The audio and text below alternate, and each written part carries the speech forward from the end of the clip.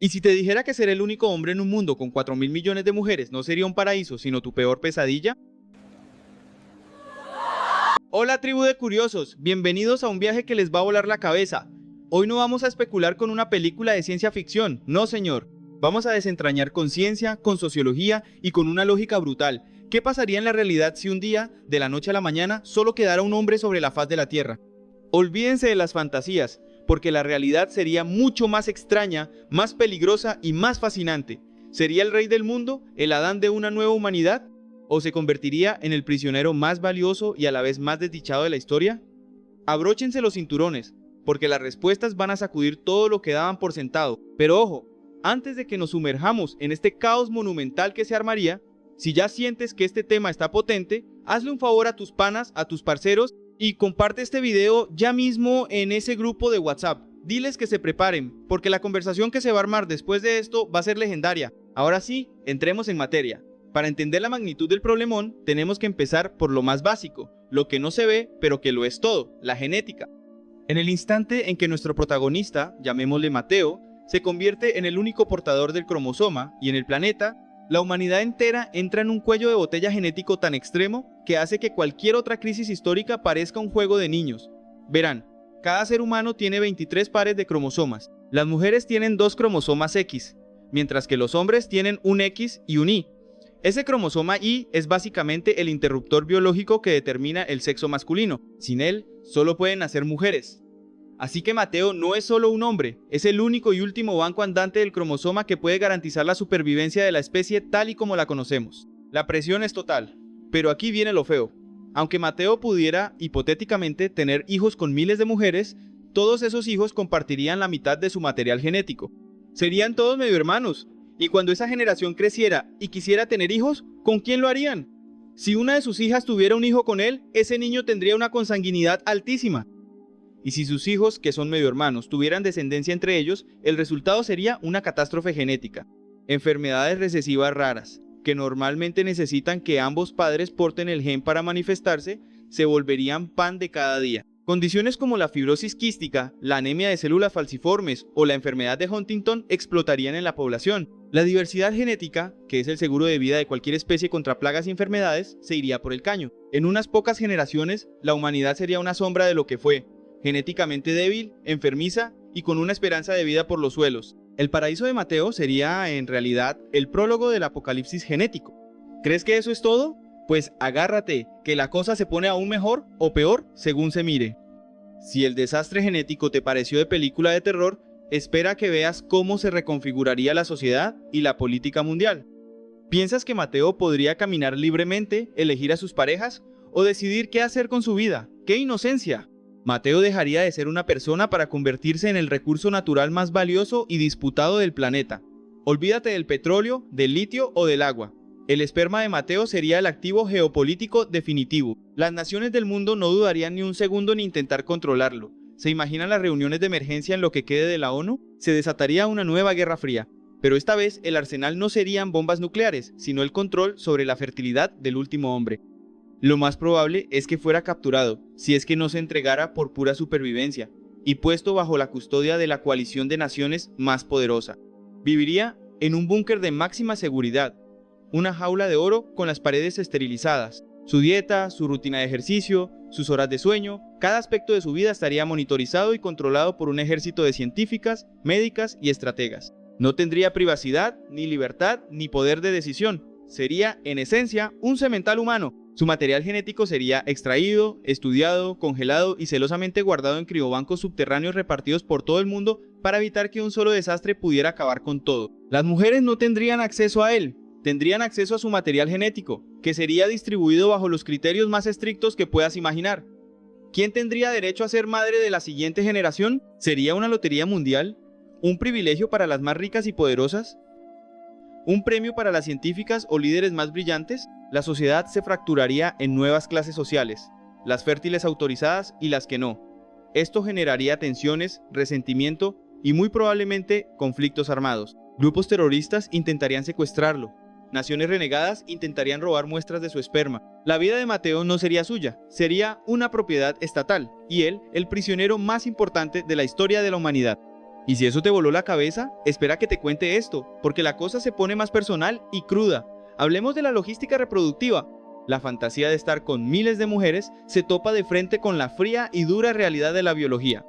Un hombre sano produce millones de espermatozoides cada día, es cierto, pero la concepción natural es un proceso que no es 100% efectivo, y someter a Mateo a un ritmo de actividad constante para intentar embarazar a la mayor cantidad de mujeres posible sería no solo éticamente monstruoso, sino también contraproducente. Su salud física y mental se deterioraría rápidamente. Por lo tanto, la única vía lógica y eficiente sería la fertilización in vitro, FIV. Su esperma sería extraído y utilizado en laboratorios para fecundar óvulos. Pero incluso así, la escala del problema es demencial. Pensemos en números. Hay aproximadamente 4.000 millones de mujeres en la Tierra. Supongamos que en edad reproductiva y deseando ser madres, hay digamos unos 1.000 millones. ¿Cuántas dosis de esperma se pueden obtener de Mateo? ¿Cuántos intentos de FIV se necesitarían? Una sola eyaculación podría, en teoría, servir para múltiples procedimientos de FIV, pero el proceso es costoso y complejo. Se necesitaría una infraestructura médica global sin precedentes. Clínicas de fertilidad en cada ciudad importante, trabajando a toda máquina. Y luego viene la pregunta del millón. ¿Quién paga la cuenta? ¿Sería un servicio público universal? ¿O solo para quienes pudieran permitírselo? Se crearía una burocracia de la reproducción, con listas de espera de décadas. Imagina tener que solicitar un formulario para tener un hijo y que te digan que tu turno es en el año 2078. La desesperación llevaría a la creación de mercados negros de esperma, a la corrupción y al robo de muestras. Además, está el propio Mateo. Sometido a extracciones constantes, su cuerpo y su mente estarían bajo un estrés inimaginable. La producción de esperma puede verse afectada por el estrés, la dieta y la salud general.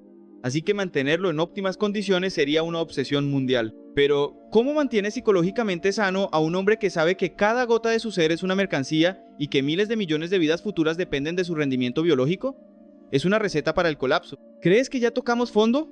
Pues déjame decirte que la madriguera del conejo es todavía más profunda. Ante un panorama tan crítico, la humanidad se volcaría a su última gran esperanza, la tecnología. La ciencia se convertiría en la única religión y los laboratorios en sus templos.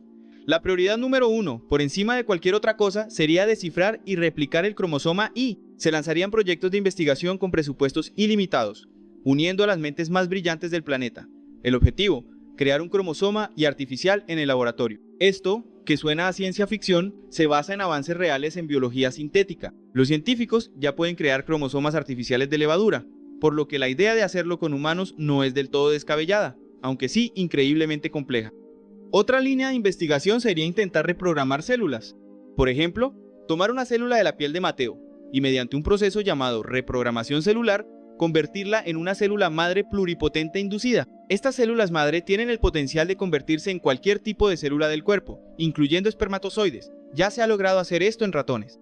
Si se pudiera replicar en humanos, teóricamente se podría generar una cantidad casi ilimitada de esperma en el laboratorio sin necesidad de que Mateo estuviera produciendo constantemente. Esto aliviaría la carga sobre él, pero no resolvería el problema de la diversidad genética, ya que todo el esperma seguiría proviniendo de un solo individuo. La solución más radical, y la que probablemente se buscaría con más ahínco, sería usar la tecnología de edición genética como CRISPR-Cas9 para intentar modificar un cromosoma X y convertirlo en un Y. Sería como intentar reescribir el libro de la vida, cambiando una letra clave para cambiar todo el significado. Es una hazaña de una complejidad monumental, con riesgos éticos y biológicos enormes. Un pequeño error podría crear problemas genéticos que ni siquiera podemos imaginar, pero ante la extinción, la humanidad estaría dispuesta a correr cualquier riesgo. La supervivencia de la especie dependería de si las científicas logran ganar esta carrera contra el tiempo. Y mientras toda esta locura científica, política y social ocurre, ¿alguien se ha parado a pensar en Mateo? ¿En el hombre de carne y hueso en el centro de este huracán? Si la situación es un infierno logístico y genético, para él sería una tortura psicológica de un nivel que nadie ha experimentado jamás. Imagina la soledad. Sí, soledad. Estaría rodeado de gente, de mujeres, de científicas, de guardias, pero estaría fundamentalmente solo. Sería el último de su clase. No tendría a otro hombre con quien hablar de fútbol, de música, de problemas, de nada. Toda la cultura masculina, con sus códigos, sus chistes, su camaradería, sus defectos y virtudes, moriría con la generación anterior. Él sería un museo viviente de una forma de ser que ya no existe. El peso sobre sus hombros sería insoportable. Cada mañana se despertaría sabiendo que el futuro de la especie humana depende de que él no se resfríe, no se deprima, no sufra un accidente. La paranoia sería su compañera constante. Cada persona que se le acerca lo hace con aprecio genuino o porque es un recurso andante. Cada sonrisa es sincera o esconde la desesperación de una especie al borde del abismo. No podría tener una relación de pareja normal. El amor, la intimidad, la conexión genuina, todo estaría contaminado por la realidad de su condición. Cualquier mujer que estuviera con él, lo amaría a él, o amaría la posibilidad de tener un hijo, la posibilidad de salvar a la humanidad, viviría en un estado de ansiedad y depresión crónicas. Sería el hombre más deseado y a la vez el más trágico del universo. Un rey sin reino, un dios sin libertad, un Adán en un paraíso que en realidad es el infierno más solitario que se pueda concebir. Pero, ¿y si al final, a pesar de todo, la tecnología no es suficiente o llega demasiado tarde? ¿Y si la línea genética de Mateo, con toda su falta de diversidad, llega a un callejón sin salida? ¿Sería ese el fin definitivo de la humanidad?